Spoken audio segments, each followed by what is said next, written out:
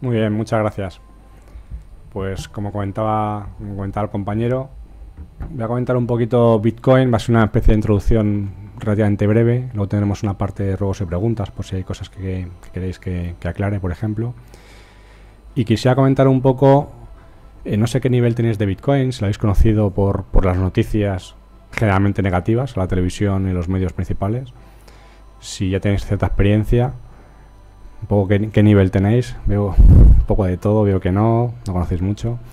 Vale, no voy a entrar en aspectos demasiado técnicos, pero soy una persona que me encantan en esos aspectos técnicos. Entonces, si queréis, podemos entrar en algún otro momento. Os puedo dejar mi teléfono, contacto, las redes sociales y podemos seguir las conversaciones. Pero teniendo en cuenta que es un poco generalista, no entraré en detalles muy a fondo de cómo funciona la cadena de bloques, los procesos principales de minería, etcétera, salvo cosas puntuales, para no perdernos todos, ¿vale? Entonces, lo principal de Bitcoin es que uno dice, bueno, ¿eso qué es? ¿Es una moneda? Porque he oído que es una moneda digital, pero bueno, moneda digital es dinero electrónico al fin y al cabo. Pero ¿qué de distinto tiene eso frente a una transferencia que yo hago en euros cuando no estoy moviendo los billetes físicamente, sino que son directamente números? Bueno, pues una particularidad importante es que es una moneda digital, cierto, virtual lo llaman a veces, pero lo importante es que es totalmente descentralizado. Es un medio de pago también que es totalmente descentralizado. Cuando antes Jordi dice, bueno, es un sistema P2P. Esto quiere decir que una persona puede enviar pagos a otra persona directamente sin ningún tipo de intermediarios. Es decir, a diferencia de una transferencia que haces con un banco, no hay una entidad bancaria que es tu propietario de donde está realmente tu dinero depositado. Tú lanzas la orden de hacer esa transferencia, le llega a otro banco donde está el dinero de otra persona y luego le llegará a la persona. Es decir, ahí hay muchos intermediarios, aparte de cámaras de compensación de por medio, redes como Visa, Mastercard, etcétera. Es decir, no estamos hablando de todo este tipo de procesos, sino que realmente aquí es una persona que tiene bitcoins en su cartera, en su móvil, dándole un botón, dándole simplemente un OK, puede enviarle bitcoins a otra persona que está al otro lado del mundo. Y esto es una tecnología bastante potente, porque claro, permite hacer pagos sin ningún tipo de cortapisas. Esto quiere decir que es una tecnología que, por ejemplo, cuando una ONG, como por ejemplo puede ser Greenpeace, que hace una campaña en Noruega contra la captura de ballenas, pues es posible que al gobierno de Noruega no le interese que Greenpeace se promocione y se anuncie a la televisión para recibir fondos. Pero lo que no puede evitar es que directamente cualquier persona del otro lado del mundo pueda enviarle directamente bitcoins a una dirección de Bitcoin que ellos han anunciado. Entonces, aquí directamente esto genera ciertos problemas pues para las entidades bancarias que tenemos actualmente, para el tema de blanqueo de capitales, genera bastantes problemas. Porque, hombre, está muy bien que tú seas el poseedor de tus fondos, de tu dinero, y tú controles tu dinero como tú quieras, pero que te permita que tú lo puedas mover como tú quieras, con esa libertad, en una rapidez de que te permita hacer una transferencia en cuestión de minutos, con un coste de exactamente 0 euros o 2 céntimos de euro, y con ese coste puedes mover 200 millones de euros en bitcoins o tan solo 25 centavos de dólar. Exactamente lo mismo, con la misma comisión, con 0. Entonces, es una tecnología muy potente, pero por supuesto también tiene su parte oscura, entre comillas, ¿no? Entonces, Bitcoin generalmente lo estamos viendo como solamente el aspecto monetario. Es decir, estamos viendo solamente la parte de la pirámide, la parte del iceberg de arriba, en la que la parte más visible es la parte monetaria. Pero la tecnología sobre la que se sustenta, que es lo que se llama la cadena de bloques, es mucho más. Bitcoin solamente es una utilidad de las muchísimas utilidades que se pueden dar a esa cadena de bloques. Quizás la utilidad más visible, además es una utilidad bastante interesante porque se demuestra que un Bitcoin que hoy en día pues puede estar entre los 115 y 220 euros, y esto fluctúa bastante, pues dices, es capaz de mover dinero en una especie de experimento, es una especie de experimento social, pero que demuestra funcionar, porque ya funcionando unos cuantos años, ha ido adquiriendo valor, empezó valiendo menos de unos pocos centavos de dólar, y hoy en día está por encima de 200. Entonces, es una tecnología, una de las muchas que se puede implantar encima de esa cadena de bloques, pero que de verdad es fructífera, funciona bastante bien. Si nos vamos a la parte más básica, de qué es lo que viene a resolver Bitcoin y por qué apareció, quizás se entienda un poco mejor qué es esto de Bitcoin. Digamos que los orígenes, hace ya bastante tiempo se lleva intentando buscar el santo grial en Internet, que es el movimiento de dinero, el equivalente a movimiento de dinero en efectivo, pero con ciertas propiedades, es decir, que sea fácil de transmitir, que sea económico, con comisiones ridículas, que sea muy rápido, que sea seguro, etcétera, etcétera. Y una propiedad importante, y es que sea totalmente descentralizado. ¿Con esto qué queremos decir? Pues que, por ejemplo, antes, en los inicios, tú puedes tener, por ejemplo, dinero, un buen tipo de dinero, como por ejemplo podría ser el oro en el pasado, en el cual realmente para mantener ese oro físico lo tienes que tener de forma segura, lo tienes que tener en ciertas bóvedas. No lo puedes almacenar fácilmente en lingotes debajo de tu colchón. Entonces al final lo tienes que tener en una especie de banco, una especie de bóveda donde está seguro. ¿Qué es lo que sucede? Claro, a cambio de tener ese dinero, ese oro depositado en lingotes en un banco, a ti lo que te dan realmente es un certificado de depósito, es una titularidad, igual que una participación de un fondo de inversión, pues aquí te dan un título que te dicen que tú eres el propietario de 2 lingotes de oro. Pero claro, tú el oro ya no lo tienes, lo tiene tu banco y lo tiene almacenado supuestamente de forma segura. Si tú ahora quieres vender ese oro o lo quieres comprar a otro usuario, aquí lo que sucede es que si tú quieres vender 2 lingotes de tu oro a otro usuario que utiliza el mismo sistema, la misma bóveda, lo que hacen realmente es un cambio de titularidad, donde dice que esos 2 lingotes son tuyos, pues ahora te tachan a ti y le ponen a otra persona. Realmente el oro físico no se ha movido, sigue estando guardado en el mismo sitio donde estaba antes. Pero claro, tenemos el siguiente problema, es ese oro, aparte de tener ciertas dificultades, como que no es fácilmente divisible, no puedes cerrar lingotes enteros, no es fácilmente divisible en fracciones, en miligramos, etcétera. Aparte de todo esto, sobre todo tienes tu dinero en un sistema centralizado, que puede ser un paraíso fiscal, puede ser un país como Suiza, o puede ser que pasado mañana un cierto estado decida intervenirlo. Y si resulta que un cierto estado decide intervenir ese banco, pueden quedarse con ese oro y tú te quedas con unos papelitos, equivalente a unos sellos, que dicen que tú eres el propietario de 2 lingotes de oro, que por supuesto nunca recuperarás. Entonces aquí lo que sucede es que un dinero que supuestamente era tuyo, tú te has quedado con un papel que dice que tú eres el propietario de ese oro, pero tú no lo tienes físicamente. Claro, el problema principal que había aquí con ese oro es que había un sitio centralizado que era el que realmente tenía todo el oro, lo tenía guardado. Por tanto, es un sitio fácilmente atacable. Se puede proteger con seguridad física, pero al fin y al cabo es un sitio que está sujeto a intervenciones, a temas legales, a una guerra civil, puede estar sujeto a una guerra mundial, puede haber cantidad de situaciones que pueden alterarlo. Entonces aquí, lo que de repente se les ocurrió a ciertas personas fue, ¿cómo podemos tener un sistema que reconozca de quién es la propiedad de un activo, sea ese oro, euros o lo que sea, que no se pueda manipular fácilmente, o sea, que sea bastante incorrompible y sobre todo que esté descentralizado? Descentralizado quiere decir que no haya una entidad central, como un Banco Central Europeo, por ejemplo, que pueda determinar cuánto dinero en euros va a haber en un momento dado, con un señor con una palanca detrás que decide que ahora va a haber más dinero, más euros o menos, no hay esta potestad, y sobre todo que esté seguro, ¿no? Y ahí es justamente cuando entra Bitcoin. Lo que te dicen es, Bitcoin lo puedes considerar como, no es nada más que un libro de registro muy grande en el que se dice quién es el propietario de un activo que se llaman bitcoins, que en principio no valen nada. En los orígenes un bitcoin no vale absolutamente nada, pero se decía que tú eres el poseedor de ese bitcoin porque con una clave secreta, una frase, una contraseña, eres capaz de acceder a esos bitcoins y puedes demostrar ante todos los demás que tú eres la única persona que puedes acceder a esos fondos. Y cuando yo, como propietario de una serie de bitcoins, decido transferirlos a otra persona, puedo demostrar que los ha transferido y todos los demás automáticamente pueden comprobarlo. Y ese todos los demás quiere decir, no hay un ente central, en este caso un banco, que dice, a ver, tú tienes 2 lingotes o usted no tiene estos 2 lingotes, los tiene fulanito. Pero claro, si decide que en vez de tener yo 2 lingotes, yo solamente tengo uno, pues tengo un gran problema, porque yo no puedo justificarlo de ninguna otra forma. Hay una entidad central que determina si esa propiedad es mía o no. Aquí de repente con Bitcoin lo que sucede es al revés. Yo tengo una propiedad que todos los demás pueden demostrar que efectivamente me pertenece, porque yo soy capaz de demostrar ante ellos que yo tengo acceso a esos bitcoins, y cuando yo la transfiero, todos automáticamente pueden comprobar fácilmente, de forma matemática, con criptografía, pueden comprobar que yo los he transferido. Por tanto, yo dejo de ser el propietario de estos bitcoins y ya esos bitcoins los tiene otra persona. Eso, al fin y al cabo, se queda registrado en un libro mayor, que es lo que se llama la cadena de bloques, y ese libro mayor tiene todas las transacciones que se han realizado en bitcoins desde los orígenes de Bitcoin. Es decir, del año 2009, desde el 3 de enero que empezó Bitcoin, desde ese bloque Génesis hasta hoy en día, todas las transferencias que se han hecho en bitcoins desde un sitio a otro están absolutamente registradas. Y todas las que se hagan en un futuro seguirán siendo registradas ahí. Y lo bueno que tiene es que ese libro de bloques, ese libro mayor, no está en un ordenador o en 2. Están absolutamente todos los ordenadores que deciden utilizar esta moneda. De tal forma que no lo pueden alterar y manipular, porque cualquier alteración que se registre ahí rápidamente se detecta, por claves de firmas criptográficas, se detecta que ha sido manipulado. De tal forma que se puede saber que esos bitcoins estaban ahí en esa fecha y el propietario era fulanito o menganito. Y además hay otra propiedad interesante, y es que en Bitcoin sabemos que cuando vamos a enviar dinero en modo transferencia, desde una dirección a otra dirección, es como enviar de una cuenta bancaria a otra cuenta bancaria, podemos saber que los fondos, los bitcoins originales estaban en tal dirección de origen y que han llegado a la dirección de destino X.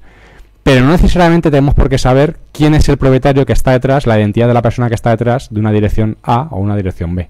Es decir, si queremos, por ejemplo, somos una ONG, podemos de una forma muy transparente, podemos decir, vamos a publicar todas las transferencias que nosotros recibimos, todos los proveedores con los cuales trabajamos, todas las entradas de fondos que tenemos y todas las salidas de fondos que tenemos. Y se va a ver al minuto cada una de las partes del dinero que estamos recibiendo, que estamos sacando.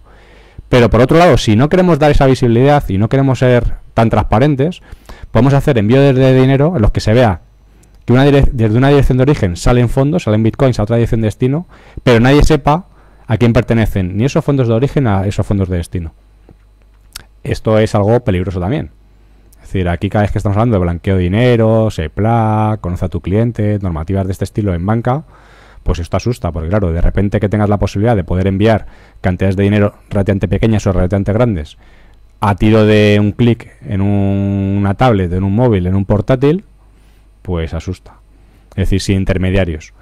Y además tiene una propiedad, y es que no lo pueden manipular. Es decir, esa cadena de registro, esa cadena de bloques, donde tienes todas las transacciones, pone todas las transacciones que se están realizando y no se pueden manipular.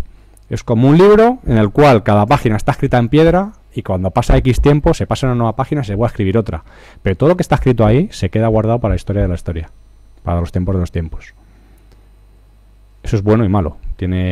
Guardamos un histórico que otra vez se ha producido, pero también tiene la ventaja de que es perfectamente auditable. Entonces, Bitcoin tiene estas propiedades que son interesantes. Por ejemplo, cuando estamos hablando de un fondo de inversión, por hacer una analogía un poco con Leandro, que es gestor de fondos de inversión, cuando operamos con un fondo de inversión, al fin y al cabo, nosotros lo que hacemos es compramos participaciones de ese fondo en particular. Realmente estamos contactando con una gestora, que son los que compran las acciones que ellos consideran que son las más interesantes en cada momento, y a su vez esas acciones, aunque nosotros seamos el titular, las tienen que depositar en una entidad tercera. ¿Por qué? Pues porque por normativa no fiamos de que el propio gestor, la propia gestora, sea la misma que guarde los fondos y se pueda quedar con ese dinero. Por un tema de desconfianza, obligamos a que la gestora y la entidad depositaria sean distintas. Puede ser incluso el mismo grupo bancario, pero no tiene por qué, pero no puede ser la misma empresa.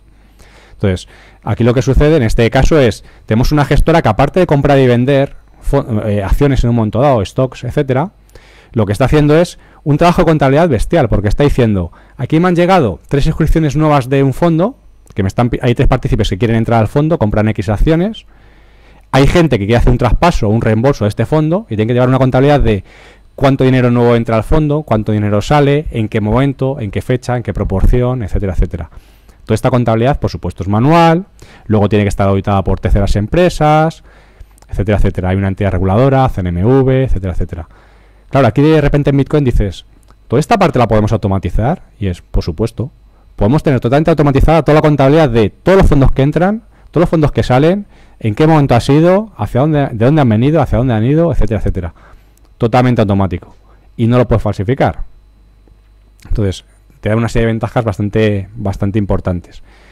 Bitcoin, quizá para entenderlo fácilmente y no asociarlo tanto a la parte económica, que quizás es la que nos dificulta un poco porque contamina para entender el concepto original de Bitcoin, podemos considerar, por ejemplo, que los primeros Bitcoin no valían nada. Cuando digo no valían nada, quiere decir que no valen ni siquiera un centavo de dólar, ni un centavo de euro, ni un céntimo de euro. Eran equivalente, por ejemplo, a un me gusta en unas redes sociales, como puede ser en Twitter, un retweet, un me gusta en Facebook, en Google+, etcétera, con ciertas particularidades. Es decir, cada usuario de las redes sociales, por ejemplo, se le conceden 5 me gustas, 5 likes y nada más que 5, por tanto son escasos, y cuando tú vas a dar un cierto contenido que te ha gustado, que te ha resultado interesante, vas a dar un me gusta, pues vas a tener bastante en cuenta si lo vas a dar a este contenido o no, porque claro, si lo das, se te gasta. Antes tenías 5 y si das un me gusta aquí, ahora vas a pasar a tener tan solo 4. Entonces, son escasos. Y además, tienen ciertas propiedades, y es que son infalsificables. Es decir, el resto de la gente puede comprobar cuando tú has dado un me gusta en Facebook, al dar el contenido, la gente lo puede ver, pero además saben que solamente has sido tú el que has podido hacerlo. Ninguna otra persona. Nadie te puede haber suplantado para dar ese me gusta. Por tanto, son escasos, son infalsificables, y bueno, si quisiéramos tener algún me gusta más, pues en una especie de mercado libre, pues hombre, podrías comprar algún amiguete, le podrías comprar algún me gusta más, pero te lo va a vender, aunque sean por dos cafés, te va a vender 3 me gustas. No van a valer nada. Así que puedes comprar incluso por 3 cafés, puedes comprar 50 me gustas, pero siguen siendo escasos. Por tanto, el tener una propiedad de tener algo que es infalsificable, que se sabe que es tuyo, que puedes demostrar la autenticidad de que has sido tú el que has dado el me gusta, que además son escasos y quieres comprar alguno más, como no hay más que una cantidad finita, los tienes que comprar otras personas que los tienen y por tanto esas personas te lo querrán medio vender, aunque sea por un favor de un café, al final llega un momento que empiezan a adquirir un cierto valor. Y ese valor pues puede ser de que tan solo voy a comprar por lotes de 50 me gustas, voy a comprar 50 por un café. Pero llega un momento que al final van adquiriendo cierto valor, porque claro, esos me gustas parece ser que tienen cierta labor social que a la gente le gusta, los quiere, los aprecia. Por tanto, lo que empezó siendo una especie de experimento social, y esos me gustas se daban únicamente a los desarrolladores de propia Bitcoin, cuando tenían una idea genial que a la gente le gustaba y le daban un me gusta, pues llega un momento que empiezan a apreciarse. Y se dan cuenta a la gente de que solamente se dan los bitcoins cuando realmente la idea que hay detrás es genial. Las ideas medianamente mediocres no reciben me gustas. Poco a poco eso empezó a valer más. Y empezó a valer un poquito más, empezó a valer unos pocos centavos de dólar. Cuando llegó a 25 centavos de dólar, pues ya parecía que esto, pues hombre, parecía algo interesante.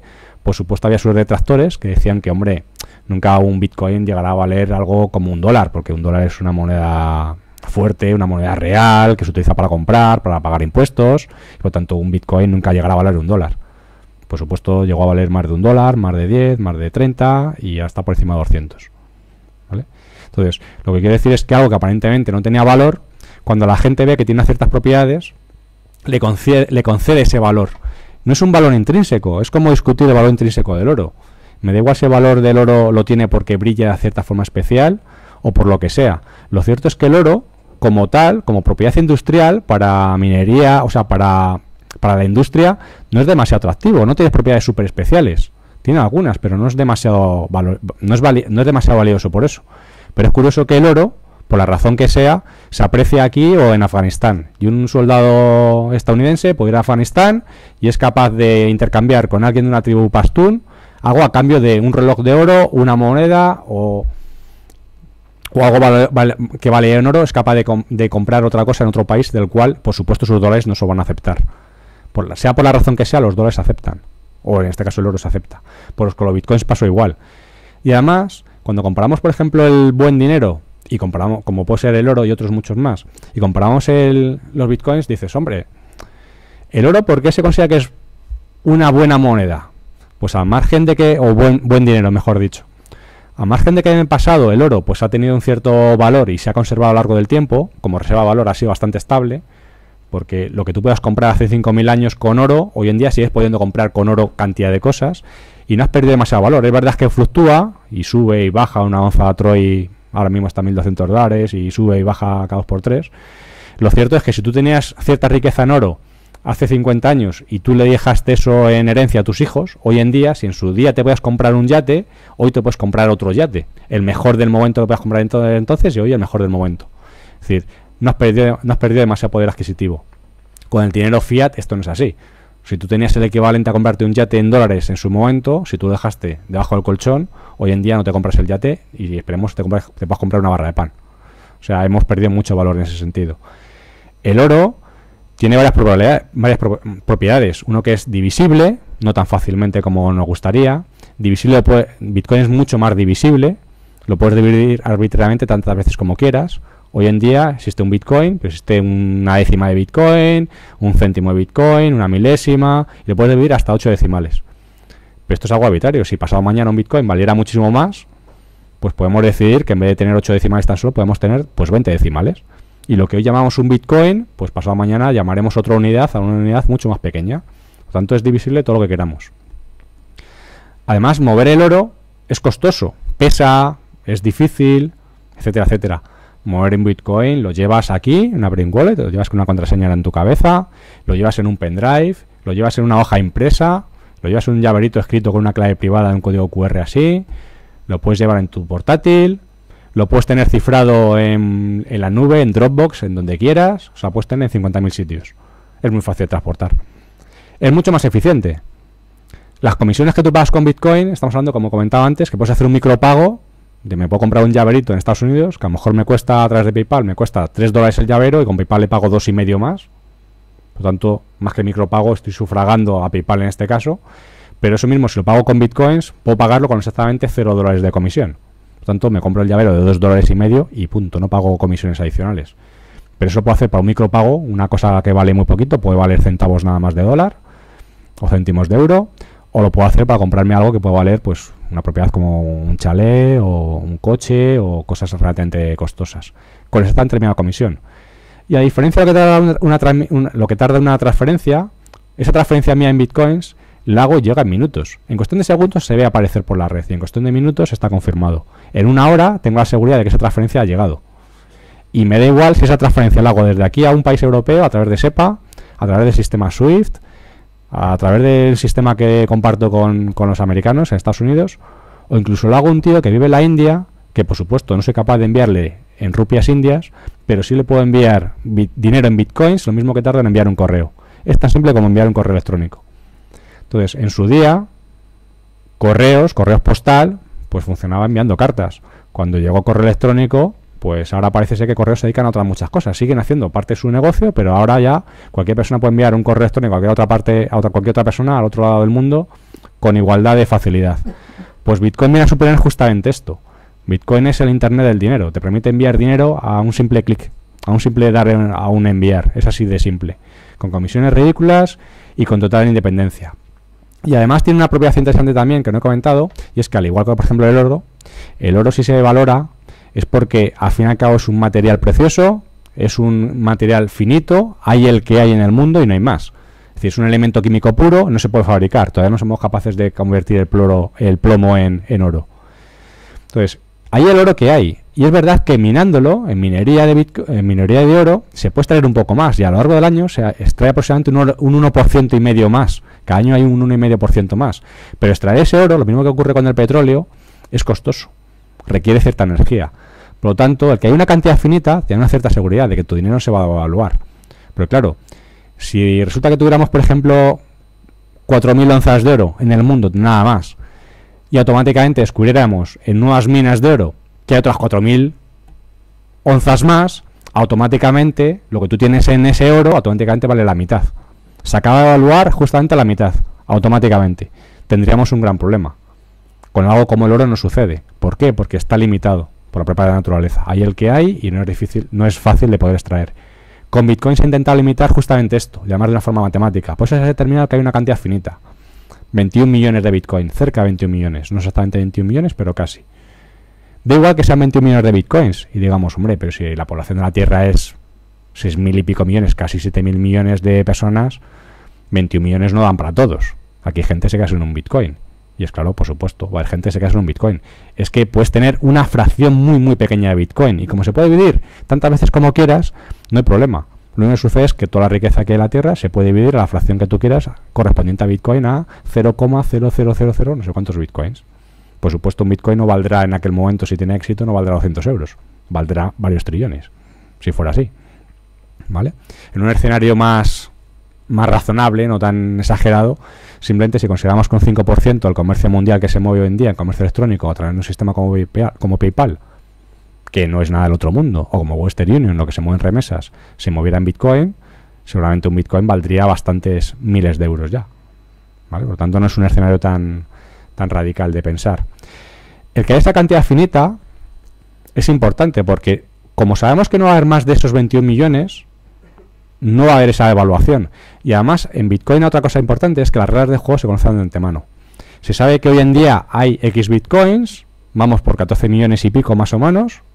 Sabemos cuántos Bitcoins había una fecha dada en el calendario. Sabemos cuántos Bitcoins va a haber exactamente en otra fecha dada en el calendario. Por tanto, se sabe cuál es el ratio de acuñamiento de moneda, de acuñación. Sabemos cuántos Bitcoins hay, cuántos va a haber.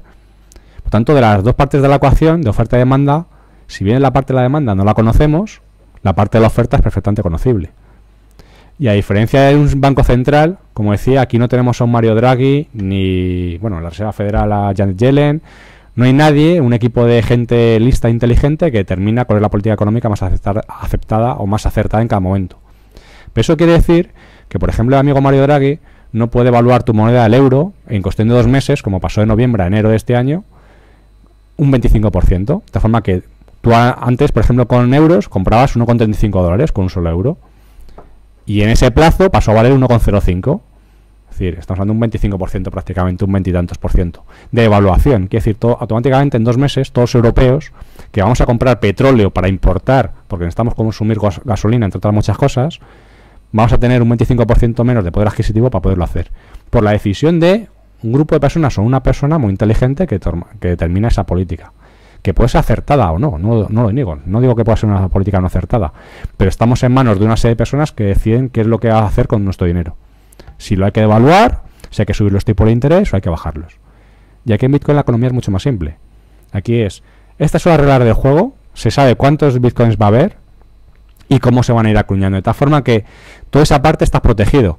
De hecho, es una economía deflacionaria. Actualmente se siguen imprimiendo Bitcoins, se siguen acuñando, se siguen creando, por tanto sigue habiendo inflación, alrededor de un 12,5% al año, por tanto es bestial, estamos en las fases iniciales todavía.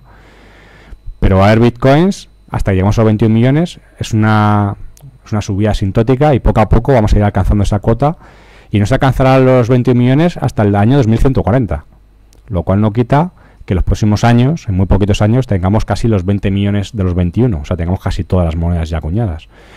Pero va a llegar un momento que cuando no haya más Bitcoins, hay los que hay, la economía es totalmente inflacionaria. Quiere decir que no hay subida de precios. Es decir, si tú tienes un Bitcoin, como no va a haber más, no van a imprimirte más, los Bitcoins que tú tengas valen lo que valen, pero no se van a devaluar simplemente porque alguien decida que va a imprimir más. Entonces tienes una cierta protección frente a la inflación. Esto es un escenario curioso, es un experimento. No digo que sea bueno ni malo, o sea, aquí no digo que sea mejor un escenario deflacionista. De hecho, cada vez que oímos hablar a los bancos centrales, les asusta el escenario deflacionista, un escenario deflacionario. Yo, sinceramente, creo que no es tan malo. De hecho, para el consumidor particular creo que es bastante positivo.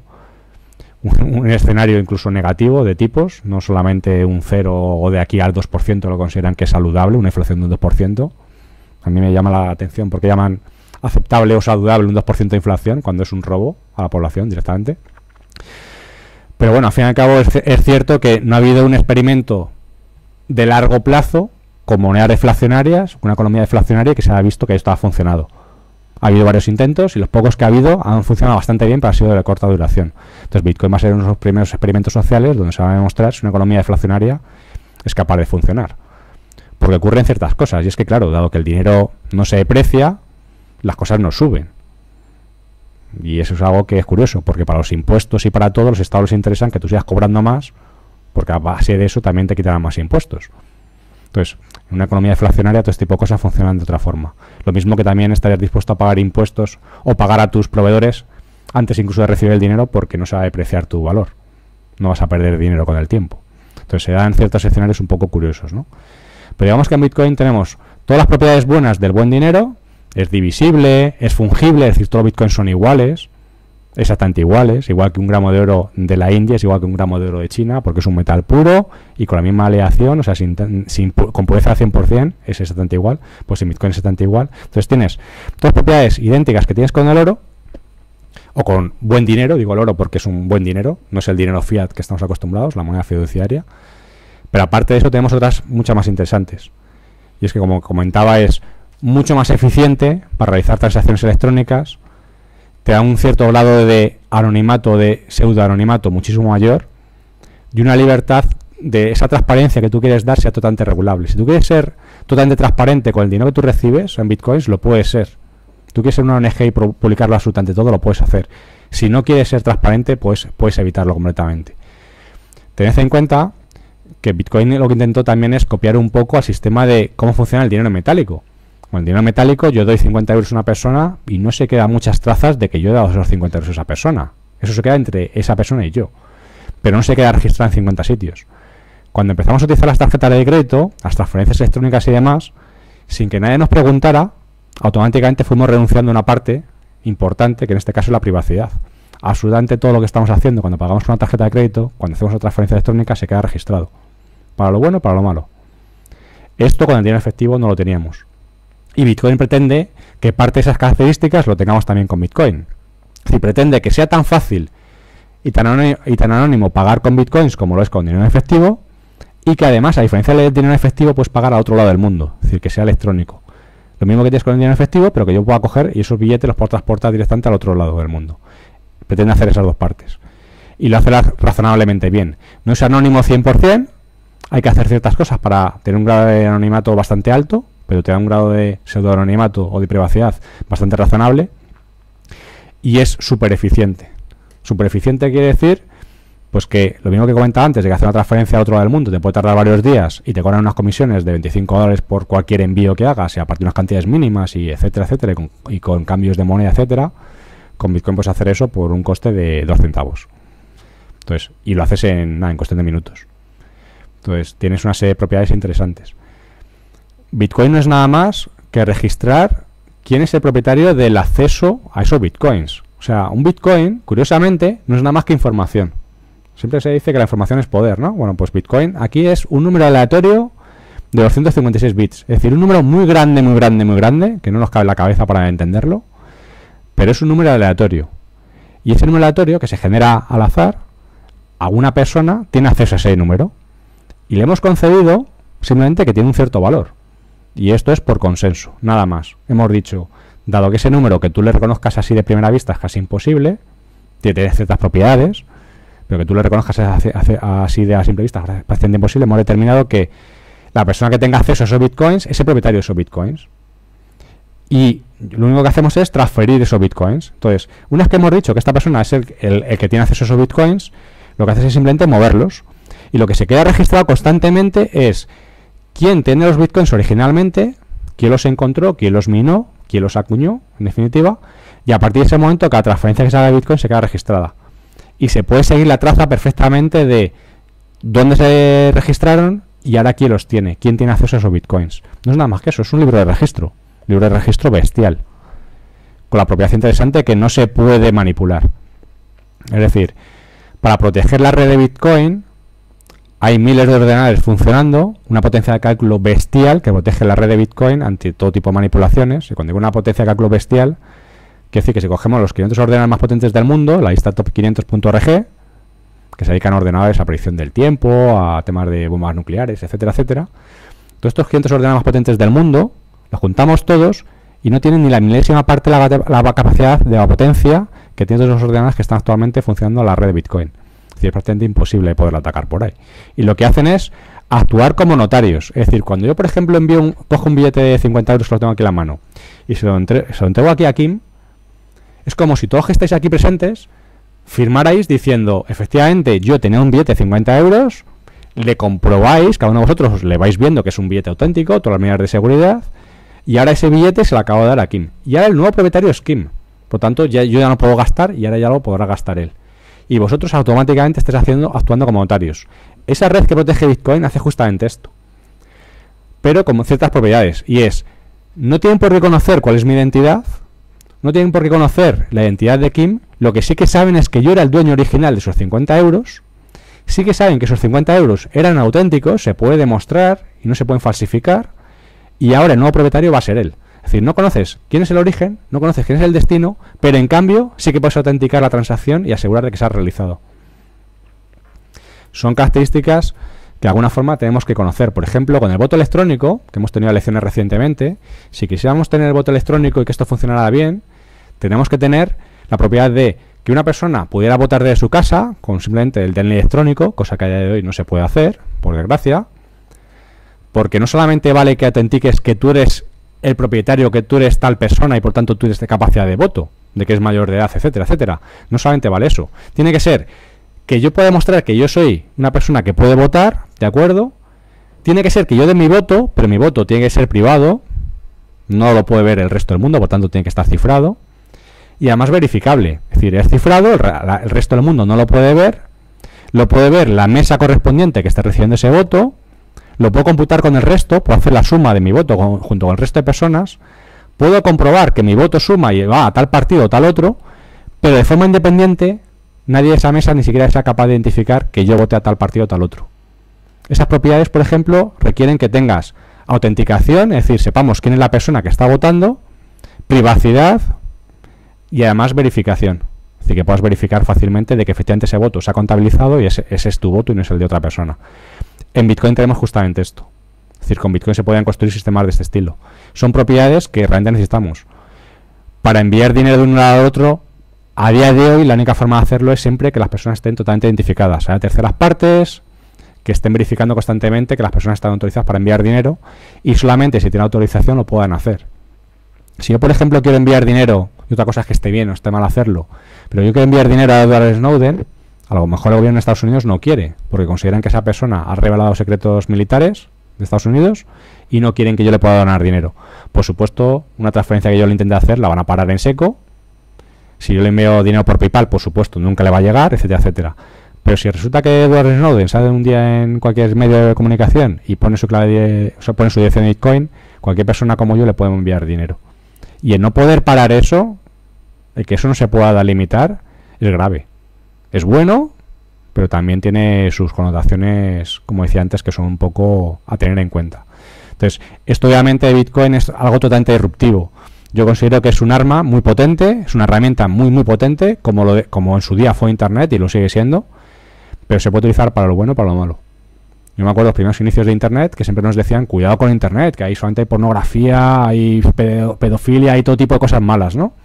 Y hoy en día tu padre utiliza Internet todos los días para mirar la cuenta del banco, redes sociales, etcétera, etcétera. ¿Quiere decir que ha desaparecido todo ese aspecto negativo de Internet? No, sigue estando. Esa parte sigue estando, pero no es la mayoritaria, ni siquiera lo era en su día. Pues con Bitcoin nos pasa bastante igual. Es como tener un cuchillo con el cual cortamos habitualmente carne, pero no puedes evitar que alguien con ese cuchillo lo utilice para clavarse a otra persona. Se puede utilizar como un arma. Por eso hay que prohibir la venta de cuchillos en Carrefour cuando tú te vas a comprar utensilios para la cocina. Pues quizá no, pues con Bitcoin pasa bastante igual. Es como decir que tienes una herramienta muy potente con 50 propiedades, de las cuales hay algunas que se utilizan para este tipo de cosas. Y la parte negativa de Bitcoin en este sentido es la poca trazabilidad que se puede tener si uno quiere y que se puede utilizar para este tipo de actos. Pero no es el uso mayoritario en absoluto. Y te da muchísimas ventajas, como hemos comentado. Lo quería comentar porque generalmente las noticias que se suelen recibir de Bitcoin generalmente son siempre negativas y quería explicar un poco el porqué. Si uno fuera un banco, estaría temblando, y de hecho os aseguro que lo están, porque están viendo que dices, tengo un nuevo enemigo, un nuevo competidor, que de repente puede entrar en el negocio de remesas, el cual yo ahora mismo tengo unos márgenes bestiales, puedo eficientar las operaciones internas que hago dentro del banco, con operaciones como SEPA, SWIFT, etcétera, muchísimo más de lo que yo soy capaz, pero en cambio resulta que todas las normativas, regulación, Basilea 3, etcétera, etcétera, y toda la regulación que le está aplicando los gobiernos, a la parte de Bitcoin no hay forma de meterle mano. ¿Cómo puedes asegurar que cumpla con las mismas reglas de juego? Entonces resulta que se nos vienen con una tecnología totalmente disruptiva, que lo mismo que en su día BitTorrent, por ejemplo, hizo con el tema de la música, discográficas, vídeos, etcétera, rompió parte del modelo. Ahora de repente viene una irrupción bastante grande que llega a la banca, que llega sin llegar a la banca siglos, porque la banca sigue funcionando digamos de una forma bastante tradicional desde hace muchísimos siglos, prácticamente la Edad Media. Hemos cambiado muy poquito y de repente viene algo que es totalmente rompedor. Y esta irrupción, por primera vez, llega a las masas y llega a los extremos, de tal forma que la innovación se produce en los extremos. Ya no solamente son unas pocas personas potentes que tienen el control y que deciden cómo se mueve el dinero, cómo se crea, cómo se destruye, cuáles son los tipos de interés que se pagan, etcétera, etcétera, y tienen el control de una economía y de las personas, es decir, al fin y al cabo el trabajo de las personas que están haciendo se pagan en esa moneda, sino que de repente ahora dejamos que se democratice completamente el dinero y las personas tengan la libertad completamente para utilizar su dinero como ellos quieran, sin que nadie más les pueda poner cortapisas. Entonces es algo que, como digo, rompe. Es como acabamos de inventar la imprenta y lo sentimos mucho, pero la imprenta ya está inventada y ahora la gente puede empezar a leer la Biblia, pero no solamente en latín. La puede empezar a leer en su lengua de romance y por tanto puede empezar a interpretarla. Coño, pues se me ocurre, lo primero que hay que hacer será quemar a Gutenberg, porque ese invento fue tan revolucionario que por el hecho de que la Biblia se pueda empezar a leer en la lengua romance, la gente puede empezar a interpretarlo, empieza a poner en duda ciertos dogmas de fe que hasta entonces no existían, porque solamente el clero tenía acceso a ese conocimiento. Pues aquí ocurre algo parecido. Ahora de repente, el que haya monedas como esta, criptográfica, con mucha más seguridad que lo que te da el dinero fiat, con todo este tipo de propiedades, empieza a ponerte en duda que el sistema de reserva fraccionaria, el sistema de deuda que constantemente sigue sumando, los ciclos económicos de deuda, otra vez crisis, otra vez boom económico, otra vez crisis, etcétera, funcionen como funcionen, empiezas a poner en duda todo esto. Y cuando empiezas a tener alternativas y te das cuenta que funcionan mucho mejor, entonces es cuando uno empieza a romper los esquemas. Y luego Bitcoin, cuando uno empieza a entenderlo, la clave para saber si lo ha entendido o no lo ha entendido, y obviamente no espero que hoy ya se os encienda ese clic, es cuando uno de repente se enciende el clic y empieza a descubrir que, hostia, este invento es totalmente revolucionario, o sea, te cambia todo. Empiezas a ver que cuando uno saca dinero de un cajero normal y corriente, empiezas a verlo como si eso fuera del siglo pasado. Es como transportar el dinero de las diligencias, porque uno tenía que transportarse desde la costa este de Estados Unidos hasta San Francisco y tenía que ir con sus pertenencias y con su diligencia, con su dinero físico a llevarlo allí. Pues ahora tú vas a sacar dinero de un cajero, dinero que por supuesto fue más digital que los bitcoins, más virtual, porque existe tan solo un 3% en moneda impresa, el resto son unos y ceros, como lo mismo que los bitcoins que utilizamos todos los días. Ese dinero tú has tenido que coger de un cajero, dinero que no existe, por supuesto, para tenerlo en mano y poder pagar en otro comercio. Es un poco absurdo. Pues empiezas a darte cuenta de ese tipo de aspectos que hasta ahora, seguramente, cuando no entras en Bitcoin, te cuesta ver. Y llega un momento, empiezas a darte cuenta de que el sistema en el que estamos, obviamente, no puede triunfar. O sea, lo que no sabemos es cuándo va a quebrar, pero que va a quebrar es bastante evidente.